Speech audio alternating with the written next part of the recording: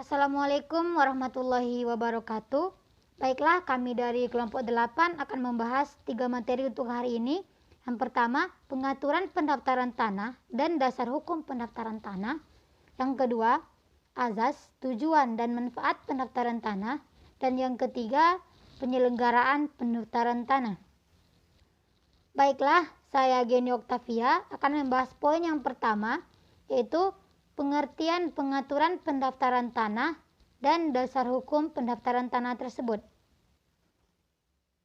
Pendaftaran tanah itu sendiri adalah rangkaian kegiatan yang dilakukan oleh pemerintah secara terus-menerus dan teratur, berupa pengumpulan keterangan data tertentu mengenai tanah-tanah tertentu yang ada di wilayah tertentu, pengolahan, penyimpanan, dan penyajiannya bagi kepentingan rakyat, dalam rangka memberikan jaminan kepastian hukum di bidang pertahanan, termasuk penerbitan tanda bukti dan pemeliharaannya. Pendaftaran tanah tersebut meliputi kegiatan yang pertama, pengukuran, pemetaan, dan pembuktian tanah. Yang kedua, pendaftaran hak-hak atas tanah dan peralihan hak-hak tersebut. Yang ketiga, pemberian syarat-syarat tanda bukti hak yang berlaku bagi alat pembuktian yang kuat. Yang keempat, pendaftaran tanah diselenggarakan mengingat keadaan negara dan masyarakat, keperluan lalu lintas sosial, ekonomi, serta kemungkinan penyelenggaraannya menurut pertimbangan menteri.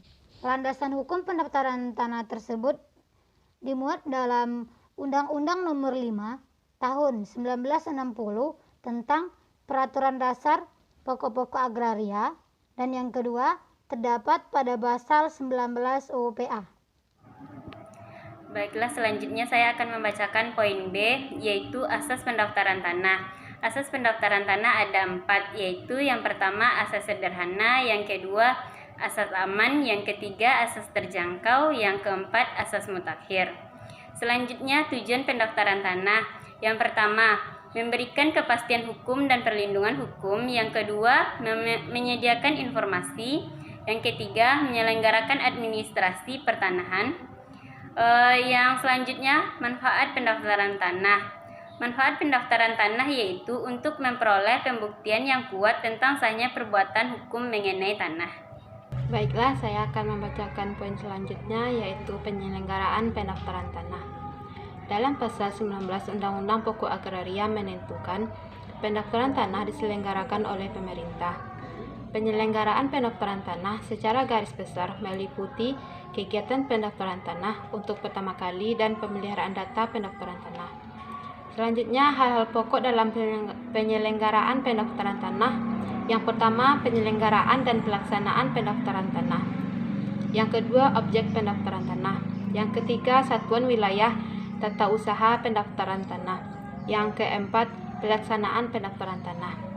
Baik, sekian, terima kasih. But I can't get this shit out of my head. You probably think that you were better now, better now. You only say that cause I'm not around, not around. You know I never meant to let you down, let you down.